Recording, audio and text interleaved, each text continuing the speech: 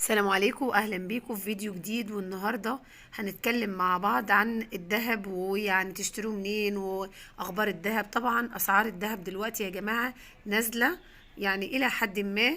دي فرصه كويسه قوي للي عايز يشتري، الناس اللي كانت عايزه تشتري ومأجله الشراء، لان سعر الذهب كان في الفتره اللي فاتت عالي قوي. فدلوقتي الفرصه كويسه ان انت تشتري.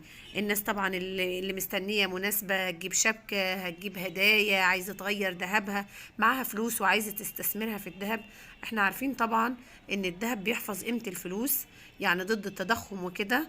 الفلوس طبعا لما الاسعار بتزيد وبيحصل تضخم، فقيمه الفلوس بتقل. يعني اللي بتشتريه ب1000 جنيه اصبح دلوقتي يعني ال1000 جنيه بمقام حوالي 700 جنيه. اللي حافظ قيمته بقى الذهب يعني اللي كان معاه ذهب مثلا السنة اللي فاتت ب100 ألف جنيه، أصبح دلوقتي يكسب له 80 ألف جنيه. زي ما انتوا شايفين المكان فين. احنا هندخل الصاغة، هنركب أي حاجة توصلنا للصاغة أو الحسين أو المنطقة دي، سواء انت جاية من أي مكان. شوفي انت ايه اللي يوديكي جنب الحسين، الصاغة هناك. هتدخلي الصاغة، تدخلي في الشارع، تمشي فيه شوية حوالي 100 متر. على ايدك الشمال حارة اسمها المقاصيص. المقاصيص في محل هناك بتاع عم خضر. عم خضر عنده دهب، مش دهب قديم بس، عنده دهب جديد وقديم زي ما هتشوفوا كده بالظبط. عنده كل حاجة انتي عايزاها. يعني مثلا حد عايز يشتري حلق، فانتي بتقولوا مثلا عايزة حلقان، هيديكي كيس، الكيس ده بوزنه، مثلا عنده الكيس ده حوالي نص كيلو، هيوزنه ويديكي تختاروا من بينه زي ما انت شايفه كده. كده قدامنا مثلا وزنه، وتاخدي الكيس اللي فيه الحلقان، تنقي زي ما انت عايزه الحاجه اللي تعجبك. محدش هيستعجلك، زي مثلا تدخلي اي محل وتشاوري على الحاجه من بعيد، ولو حاجه ما عجبكيش مره واتنين بيبقى احراج، او حاجه اتقل من فلوسك، او حاجه انت عايزه حاجه معينه وما لقيتهاش. لا، هنا مش كده خالص. هنا بتختاري اللي يعجبك، واذا حاجه ما عجبتكيش خالص تديله الوزنه وتقولي لا ما عجبتنيش، مفيش اي ازمه. المحل ما شاء الله عليه اقبال، مش انا اللي هشهره، يعني انا متبرعه عليكم بالفيديو ده ان انا ايه افيد الناس بيه. ليه بقى؟ لان الذهب بتشتريه من اي مكان، اول حاجه بدور عليها قبل المصنعيه ان المكان مضمون جدا في الميزان بتاعه. يعني تشتري زي ما بيقولوا كده وانت مغمضه، تاخدي الدهب وما تدوريش وراهم. غير اماكن تانية كتير، والواحد يعني زي ما بيقولوا اتعلم عليه كتير في موضوع الدهب. تبقي شاريه وبفاتوره وتمام، تيجي تبيعي تاني في لحد تاني تلاقي الوزن قليل، وبتوع الدهب يقول لك لا اصل عشان استعملتيه فالدهب قل من قيمته، بس بيبقى اقل كميات كبيره. طبعا يعني مش كل الناس عندهم، بشكك فيهم، بس ناس كتير بالطريقه دي. الا هنا تاخدي وتلاقي الوزن ازيد ما انت واخده. تاني حاجة، واللي بتهم ناس كتير جدا، المصنعية. المصنعية عندهم حاليا، يعني في زي ما بكلمك دلوقتي 40 جنيه. 40 جنيه على أي حاجة تاخديها. طبعا مفيش مصنعية في أي مكان أقل مثلا من 80 جنيه، ده للغويشة السادة اللي مفيش فيها شغل.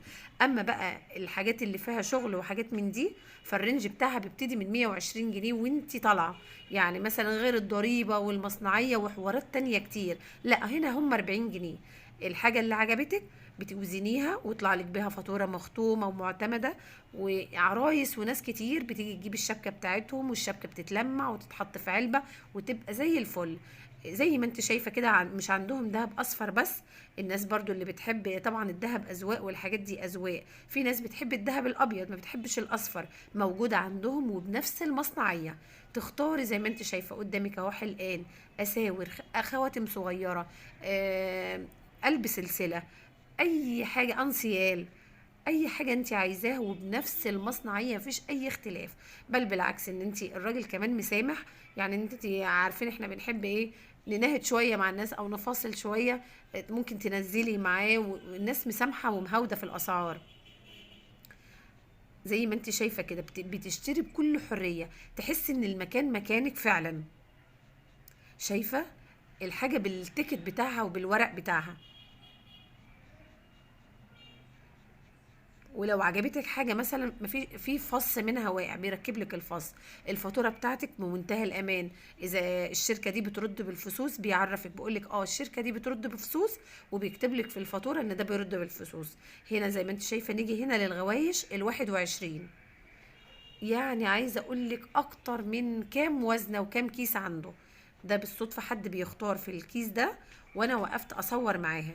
زي ما انتوا شايفين الغوايش بالتيكت بتاعتها، شايفين الغويشه الفيرزاتشي دي كلها حاجات مودرن وعلى الموضه، وزي ما انت عايزاه، الساده اللي فيه استرس وفيه فصوص، اللازوردي، اي حاجه انت عايزاها هتلاقيها. اي غوايش طبعا طول النهار في صفحات كتير بتعرض موديلات لغوايش على الفيس وكده، هتلاقي كل اللي انت عايزاه، تقدري تنوعي وتجيبي، وهتلاقي اشكال كتير قوي. يعني دي وزنة واحدة، وطبعا بتلاقي الخفيف والتقيل وتلاقي كل حاجة. المكان يا جماعة يستاهل ان انتوا فعلا تروحوه، لان انت بتوفري. يعني مثلا لو قلنا واحدة بتجيب غويشة 20 جرام، 20 جرام ده اقل حاجة هتدفعي لك عليها بره حوالي مصنعية 2500. لو مثلا فيها استرس وشركات مع معينة، كل شركة ولها سعر في المصنعية بتاعتها. هنا هتدفع عليها حاجة بسيطة جدا، يعني ما يكملش 700 جنيه او حاجة زي كده، فانت اولى بفرق المصنعية ده. طبعا عارفين ان الذهب لو جبناه غالي والمصنعية نزلت، فاحنا بنخسر فيه لو جينا نضطر نبيعه بعد فترة قريبة، لان استثمار الذهب على المدى البعيد.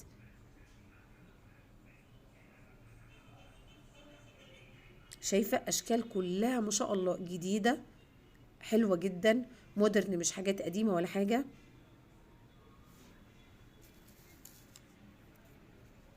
فانتوا اغتنموا الفرصة، واللي عايز يشتري، اللي معاه فلوس عايز يستثمرها، مثلا حد عنده بنت عايز يشيل لها جهازها مثلا، بدل ما يشيل حلل وحاجات من دي، يشيل لها دهب افضل، قيمته بتزيد مع الايام.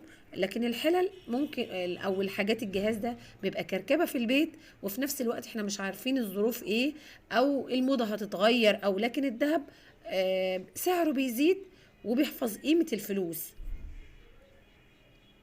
شايفة؟ يعني انا بحاول اعرض لكم تشكيلات من اللي موجودة.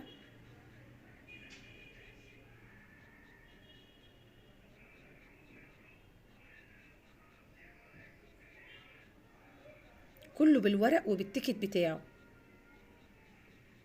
معظم الغوايش ال21 هناك بالتيكت بتاعتها. الغوايش اللازوردي،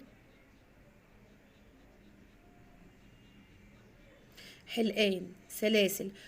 بالنسبة حد مثلا عايز يعمل سلسلة عمولة، الاسماء والحاجات دي بتديله، وتديله عربون ويعمل لك اللي انت عايزاه.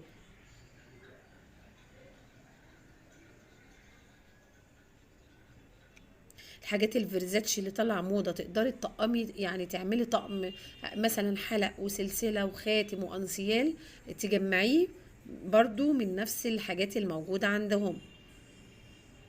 شايفين الغوايش دي؟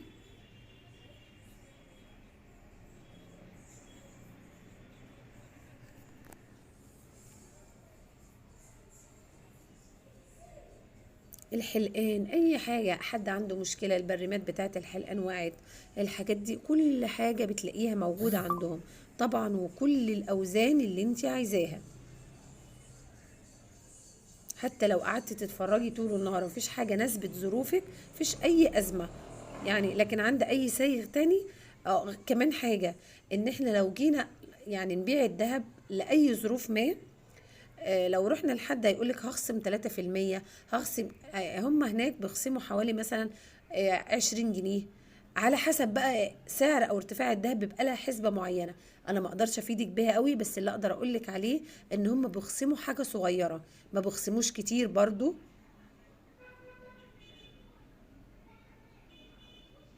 يا رب يكون الفيديو عجبكم الفيديو ما تنسوش تعملوا لايك.